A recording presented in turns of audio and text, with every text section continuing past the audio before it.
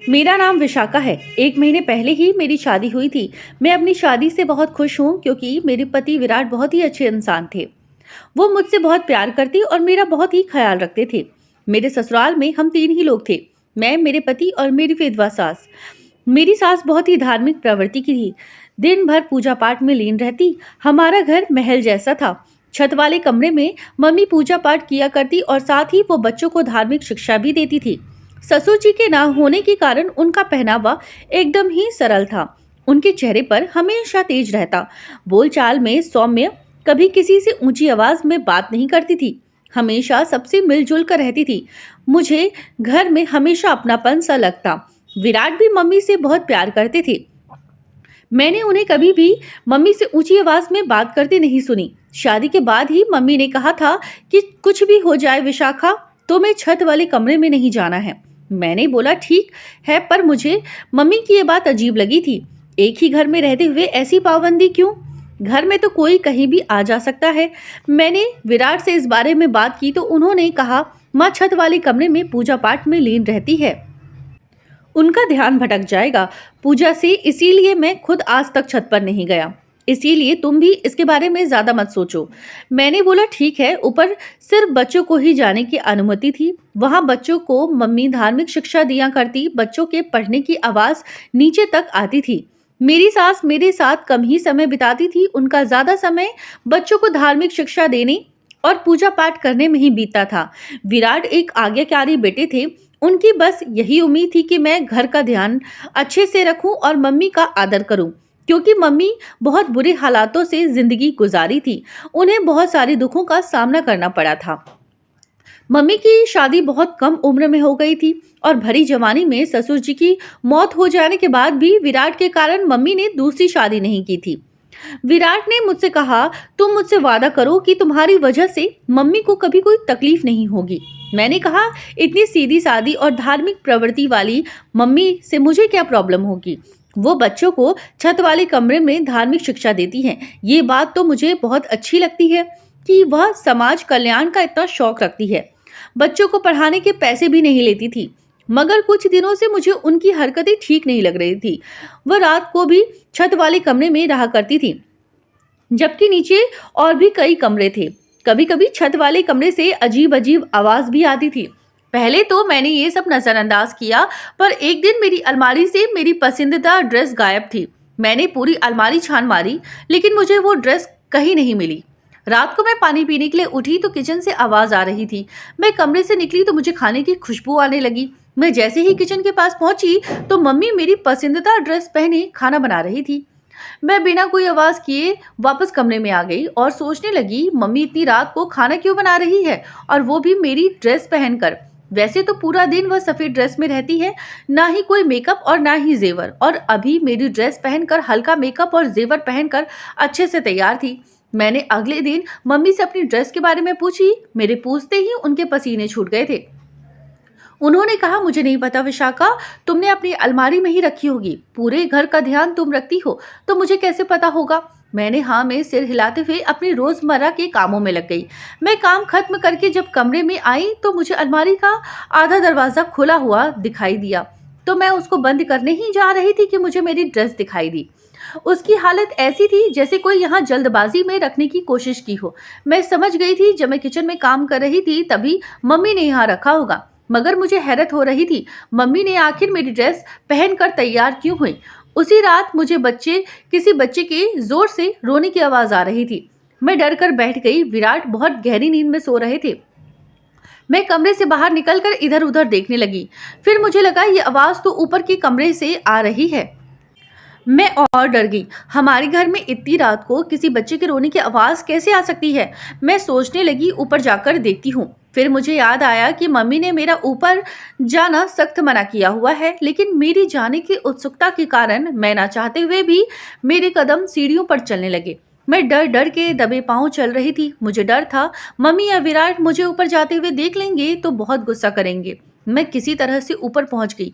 तभी वहां के एक से बच्चे के रोने की आवाज आई। मेरी कदम आगे बढ़ते उससे पहले ही मुझे विराट की आवाज आई। उनको लगा कि मैं किचन में पानी पीने आई हूँ। इसीलिए उन्होंने कहा, विशाखा, किचन से आते वक्त मेरे लिए भी पानी लेते आना। उनकी आवाज़ सुनकर मैं दौड़ते हुए किचन में गई और पानी की बोतल लेकर अपने कमरे में चली गई। विराट को मैंने कुछ नहीं बताया क्योंकि मुझे लगा वो मुझ पर ही गुस्सा करेंगे कि तुम ऊपर क्यों गई।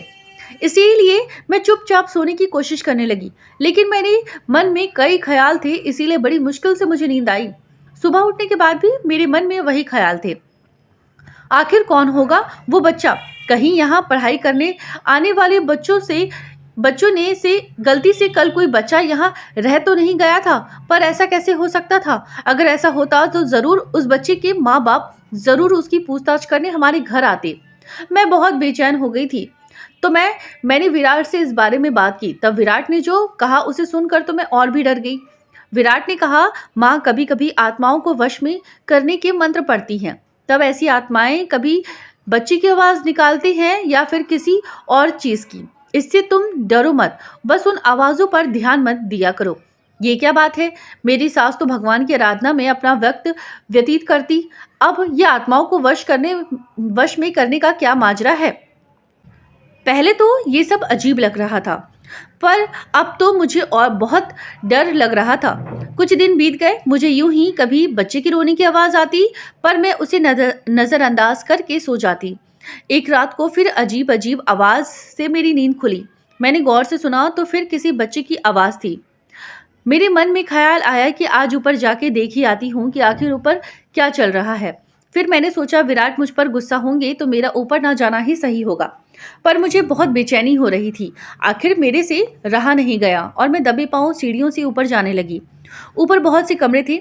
मुझे समझ नहीं आ रहा था किस कमरे से आवाज़ आई है। तभी फिर से एक कमरे से फुसफुसाने की आवाज़ आने लगी। वो बच्चा कह रहा था, मुझे छोड़ दो, मुझे जाने दो, मुझे यहाँ नहीं रहना है, मुझे ये सब पसंद नहीं है, छोड़ो मुझे। मैं चुपचाप दरवाजे की होल से अंदर झांकने लगी। आगे जो देखा उससे तो मेरी रूह कांप गई। उस कमरे में मेरी सास एक बच्चे के साथ। हे भगवान, ये मैंने क्या देख लिया? जो मैं देख रही हूँ क्या वो सच है? मेरी सास उस बच्चे को जबरदस्ती अपने पास खींच रही थी और उस बच्चे के हाथ बंधे हुए थे। सास को तो अपने कपड़ों का भी ध्यान नहीं था, साड़ी कहीं और पल्लू कहीं और, उसके बाल भी बिखरे हुए थे। मुझे कुछ समझ नहीं आ रहा था क्या करूं। मेरी आंखों से आंसू बहने लगे थे। मैं कमरे में आकर सर पकड़कर बैठ गई। उस बच्चे की ऐसी हालत मुझसे देखी नहीं गई। न जाने वो बच्चा वहाँ कब से वहाँ बंद है और मेरी सास इतनी सीधी सादी और पवित्र होने का ढोंग करती है। और रात में उस बच्चे के साथ मुझे उन पर घिन आ रही थी और उस बच्चे की हालत याद करके मुझे रोना आ रहा था। मैं फूट फूट कर रोने लगी। मेरे रोने की आवाज़ सुनकर विराट की नींद खुली। उन्होंने मुझे देखा और मेरी ऐसी हालत देखते ही डर कर बैठ गए और मुझसे पूछने लगे, विशाखा, क्या हुआ तुम्हें? मुझे समझ नहीं आ रहा था कि विराट को जवाब दूं। जब उन्हें पता चलेगा कि उनकी देवी समान माँ कैसी है तो न जाने विराट के दिल पर क्या बीतेगा। इसीलिए मैंने बोला, सर में बहुत तेज दर्द है। विराट तुरंत उठकर मुझे सर दर्द की दवाई दी और मेरा सर दबाने लगे। न जाने कब मेरी आंख लग गई। सुबह जब आंख खुली तो विराट मेरे पास ही थे। मेरे उठने के लिए जैसे ही करवट बदली तो मेरी पास मेरी सास बैठी हुई थी और वो किसी मंत्र का उच्चारण कर रही थी। उनको देखते ही मेरे तन बदन में आग लग गई। मैंने गुस्से से उन्हें कहा, आप यहाँ क्या कर रही हो? मेरी आवाज़ से रूखापन साफ झलक रहा था। विराट ने तुरंत ही मुझे जवाब दिया, ऐसे क्यों बात कर रही हो विशाखा? माँ कब से तुम्हारे पास बैठकर मंत्र जाप कर रही है। वो तुम्हें लेकर कितनी चिंतित थी। मेरी माँ के मंत्रों में काफ़ी शक्ति है, देख लेना तुम बहुत जल्दी ठीक हो जाओगी। मैं चिल्लाकर बोली, ये इनके मंत्रों में ताकत है जो दूसरे का शोषण करती है। मुझे इनको देखते ही घिन आ रही है। इनको तुम अपनी माँ समझते हो? ये बहुत ही नीच औरत है। इतना सुनते ही विराट ने मेरे गाल पर जोरदार थप्पड़ जड़ दिया। उन्होंने दोबारा अपना हाथ मुझे मारने के लिए उठाया तो मेरी सास ने उनका हाथ रोक लिया और बोली, खबरदार, मेरे होते हुए तुमने मेरी बहू पर हाथ उठाया तो मुझसे बुरा कोई नहीं होगा। मैंने तुरंत उन्हें जवाब दिया, वैसे भी आपसे बुरा कोई हो नहीं सकता। विराट और मम्मी मुझे हैरत भरी नजरों से देख रहे थे। मैंने पहली बार इतनी बदतमीजी से किसी से बात की थी। विराट ने मुझसे गुस्से से कहा, विशाखा, तुम्हारा दिमाग तो खराब नहीं हो गया है? तुम किस लहजे में मम्मी से बात कर रही हो? मैं अब और अपनी माँ की बेइज्जती बर्दाश्त नहीं कर सकता और मेरी बस तुमसे एक ही मांग है कि तुम मेरी माँ की इज्जत करोगी। जी हाँ, मैं उनकी इज्जत करती थी, पर अब और नहीं। ये मेरी नज़रों से गिर चुकी है। इनको मैं देवी समान औरत मानती थी, लेकिन ये तो औरत के भेष में शैतान है। दिन भर ये भगवान की आराधना का ढोंग करती है और रात को अपनी हवस मिटाने के लिए छोटे बच्चों का शोषण करती है। इतनी घटिया बातें कर रही हो विशाखा तुम मेरी माँ के बारे में। मैं अब एक और शब्द नहीं सुन सकता, बस करो। मेरी सास चुपचाप खड़ी होकर हमारी बातें सुन रही थी। मैं कुछ भी गलत नहीं बोल रही हूँ। आपकी माँ ने न जाने किस बच्चे को ऊपर के कमरे में बंद करके रखा है। मैंने अपनी आंखों से देखा है। कल रात को ये उस बच्चे के साथ जबरदस्ती कर रही थी। उस बच्चे को इन्होंने रस्सी से बांध रखा है। मुझे तो उस बच्चे की चिंता हो रही है, न जाने कब से हमारे यहाँ बंधा हुआ है। और आपकी माँ आपको कहती थी ये सब आत्माओं की आवाज है। आप पढ़े लिखे होने के बावजूद भी इन बातों पर विश्वास करते हो। एक बार अपनी आंखों से पुष्टि कर लेते, शायद उस बच्चे की मासूमियत बच जाती। मेरी बातें सुनकर मम्मी का चेहरा फीका पड़ गया, मानो अब उनके कुकर्म से पर्दाफाश हो जाएगा। मैंने विराट का हाथ पकड़ कर कहा, चलो मेरे साथ, आज आपको मैं आपकी माँ की सच्चाई बताती हूँ। तभी मम्मी दरवाजे पर खड़ी हो गई और हमें रोकते हुए कहने लगी, तुम्हें जो भी मेरे बारे में सोचना है सोचो, पर मैं तुम लोगों को ऊपर नहीं जाने दूंगी। विराट ने कहा, नहीं मम्मी, आज देख भी लेने दो, ऐसा क्या है ऊपर वाले कमरे में। फिर मैं और विराट उस कमरे तक पहुंचे, पर उस कमरे के दरवाजे में ताला लगा हुआ था। विराट ने सख्त आवाज में उस कमरे की चाबी मम्मी से मांगी। फिर मम्मी ने कांपते हुए हाथों से कमरे में लटकती हुई चाबी विराट को दे दी। मैं मन ही मन खुश हो रही थी कि अब उस बच्चे को इस कैद से छुटकारा मिल जाएगा। जैसे ही दरवाजा खुला तो अंदर एक बच्चा बैठा हुआ था और वहीं पास के बेड पर एक आदमी लेटा हुआ था, जिसे देखकर विराट दौड़कर उस आदमी के लग गए और कहने लगे, पापा आप जिंदा हैं। तभी मम्मी कमरे के अंदर आई और कहने लगी, हाँ बेटा, तुम्हारे पापा जिंदा है। मुझे माफ कर दो बेटा, मैंने तुमसे ये सच छुपाया है।